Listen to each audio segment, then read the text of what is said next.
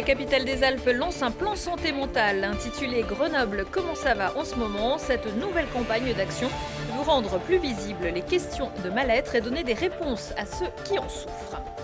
Les matériaux du chantier de déconstruction des locaux des anciens bureaux Schneider à Mélan sont à vendre. Ecomat 38, qui gère l'opération, veut encourager le réemploi à des prix solidaires, environ 30% moins chers que les prix classiques. Et puis, le parc du musée départemental Hébert à la Tronche s'illumine tous les soirs grâce à la société portée par le vent. Au cœur de l'hiver, des lanternes invitent à la rêverie dans le jardin romantique. Autour de cette installation, de nombreux événements sont prévus. Bonsoir à tous, ravi de vous retrouver dans ce JT du jeudi 3 février 2022. Du lundi au vendredi à partir de 18h, l'essentiel de l'actualité du Grand Grenoble. Il a été très précautionneux car personne n'a vu la fillette monter dans sa voiture. C'est l'une des phrases prononcées par le directeur d'enquête interrogé devant la cour d'assises de l'Isère au 4e jour du procès de Nordal-Lelandais. Le procès entre maintenant dans le déroulé des faits. L'enquêteur a expliqué ce qui les avait mis sur la piste de l'ancien maître chien et le déroulé de la soirée du 27 août 2017. Il a aussi rapporté comment Nordal-Lelandais avait clamé son innocence au début de l'enquête sans montrer de signes d'énervement ni d'agacement. Également le nettoyage de plus de 2 heures de sa voiture pour effacer les traces du passage de la fillette, a expliqué l'accusé. Il a maintenu que c'est Maëlys qui était montée toute seule à l'avant et que dans les premières minutes, elle n'avait pas demandé à retourner à la salle des fêtes. L'autre fait du jour, c'est l'ouverture d'une enquête après la découverte d'une vidéo prise clandestinement au premier jour d'audience par une personne dans le public et diffusée sur les réseaux sociaux. Un délit puni d'une peine d'amende de 18 000 €. S'informer et en parler, c'est déjà prendre soin de sa santé mentale. Si la pandémie a pu avoir un effet accélérateur dans certains cas, depuis plusieurs années, les souffrances psychiques semblent s'accélérer. La ville de Grenoble veut soutenir les plus fragiles et lance un plan dans cette direction au travers de diverses actions, une campagne de communication en relançant le conseil local de santé mentale qui accueillera aussi désormais un usager ou encore en lançant une page web spéciale sur le site de la ville. Des annonces faites dans les locaux du CLIPS, le centre de lutte contre l'isolement de prévention du suicide. La pandémie, elle a eu comme effet, là en population, enfin pour l'ensemble du social, de fragiliser, de donner un sentiment de fragilité en fait et d'incertitude. Elle a vraiment marqué ça de manière importante. Du coup, ça a impacté tout le monde. Sauf qu'après, il y a des gens qui, au départ, étaient déjà plus ou moins fragilisés. Donc ça a augmenté les fragilités des gens les plus fragiles. Et puis les gens qui étaient un peu moins fragiles, ça les a fragilisés, mais un peu moins que ceux qui étaient les plus fragiles, quoi. Enfin, c'est vraiment un jeu de domino, quoi. Le premier message, c'est de dire il n'y a pas de stigmatisation à porter sur les troubles en santé mentale. Et ensuite, le message, c'est de dire il y a des acteurs institutionnels de soins dans le médico-social pour répondre à vos besoins. Ces institutions, ces organisations, elles sont de fait saturées, on vient d'en parler, mais elles existent et il faut les solliciter. Il ne faut pas se replier et s'isoler de peur d'être mis de côté. Et c'est pour ça que nous structurons ce plan d'action et que nous augmentons également le temps d'écoute dans les lieux d'écoute et de parole, que nous continuons de soutenir et que nous augmentons notre soutien aux associations qui travaillent sur ce sujet, le CLIPS ici ou le Caméléon. C'est pour ça que nous mettons des moyens pour la santé mentale des Grenoblois et des Grenobloises. La ville va aussi passer sa subvention aux associations de 70 000 à 81 000 € par an. Et si l'une de vos bonnes résolutions pour 2022, c'était de donner votre sang à la veille de la journée contre le cancer, l'établissement français du sang rappelle que près d'un tiers des transfusions sanguines réalisées en France est destiné à des personnes atteintes de cancer. Dans le contexte de tensions extrêmes des réserves de sang et de la faible mobilisation des donneurs, l'EFS rappelle qu'elle vous attend à la Maison du Don près de l'hôpital de La Tronche.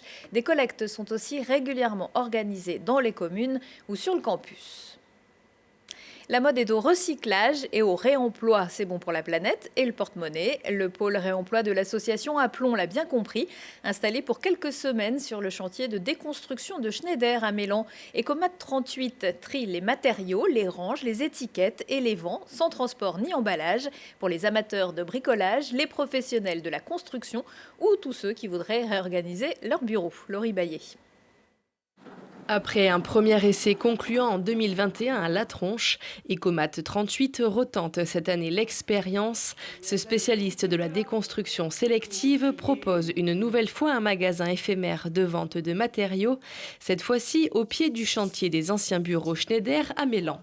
Tous ces matériaux qu'on a ici, qu'on récupère, ils sont sauvés de la benne, autrement ils seraient considérés comme déchets. De l'autre côté, tout ce qui est vendu ici, c'est moins des matériaux qui doivent être fabriqués. On évite le transport, on évite l'emballage. Au niveau écologique, ce magasin, cette idée de magasin des chantiers fait beaucoup de sens. Chaises, bureaux, commodes, armoires, moquettes, toilettes, vasques, câbles électriques, cloisons.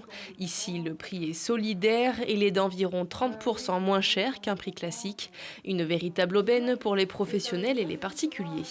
Dans le cadre de notre chantier, on doit mettre en œuvre des matériaux de réemploi, donc notamment sur des cuvettes ou du carrelage. Et donc on voulait voir un petit peu l'état des produits, si on pouvait les mettre en œuvre ou pas au sein de notre chantier. Si j'avais acheté du matériel neuf, ça m'aurait coûté extrêmement cher. Et là, c'est l'opportunité pour fermer ma montée d'escalier entre le garage et la maison. Sur le chantier du cadran solaire à La Tronche en 2021, Ecomat 38 a collecté plus de 300 tonnes de matériaux et équipements et en a revendu 230 directement sur place. Ce magasin est ouvert jusqu'au 19 mars au 53 avenue du Vercors à Mélan, les vendredis de 13h à 17h et les samedis de 9h à 17h.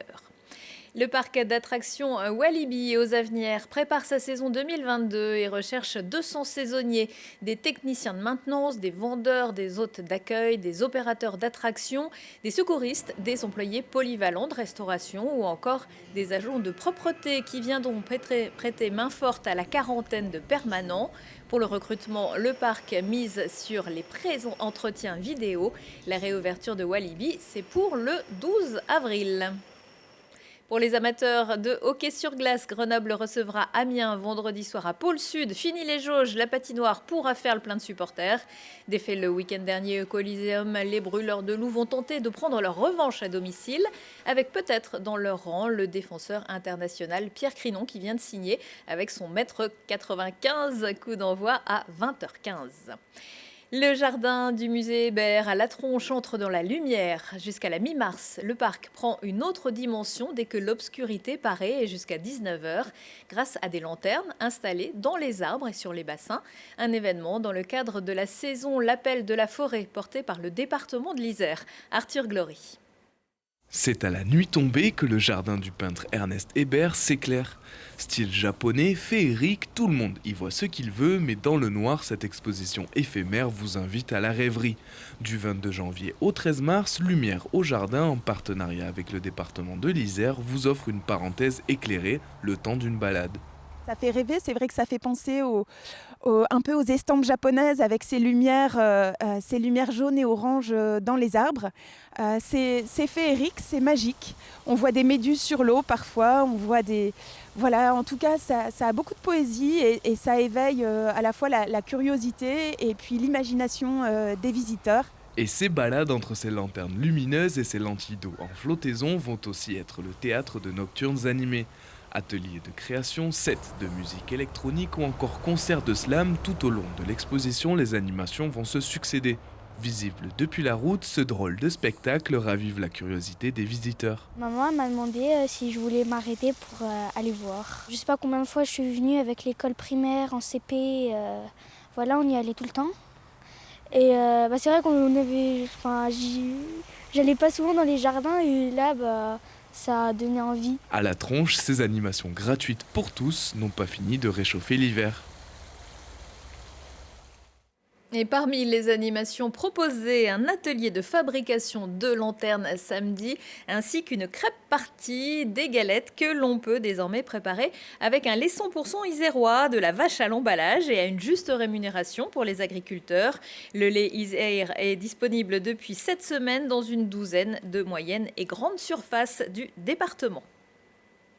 Les vaches, l'amour vache, mais aussi l'amour bœuf. L'auteur-compositeur-interprète Bruno Garcia présente son nouveau tour de chant vendredi soir à l'Atrium du Fontanil. Un amour bœuf présenté en tranches, 7 courtes pièces et 7 chansons interprétées par un homme et une femme aux prises l'un avec l'autre, avec aussi Geneviève Geoffrey. On se quitte toujours en musique avec Léonide qui sera lui en concert vendredi soir à l'Espace culturel Navarre de Champs-sur-Drac. Le groupe vient de sortir son 3e album, Du vent. Excellente soirée à tous. C'est un drôle d'oiseau oisif, content d'être contemplatif, un penseur des plus passifs qui veut pas la place du calife. Il dit j'ai pas demandé à naître, mais je m'en plains pas, faut le reconnaître. Pacifiste forcené, il ne demande qu'à ce qu'on lui foute la paix. Il ne craint pas le burn-out, prend pas de vacances au mois d'août. Aimer la vie, c'est chronophage, il a pas le temps d'être au chômage. Et moi, quand j'en ai marre de brasser du vent,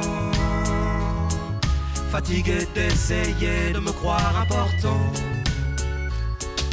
je vais trinquer au Robusta chez le prince du RSA, qui dit en caressant son chat. Et voilà la vie, ça sert à ça.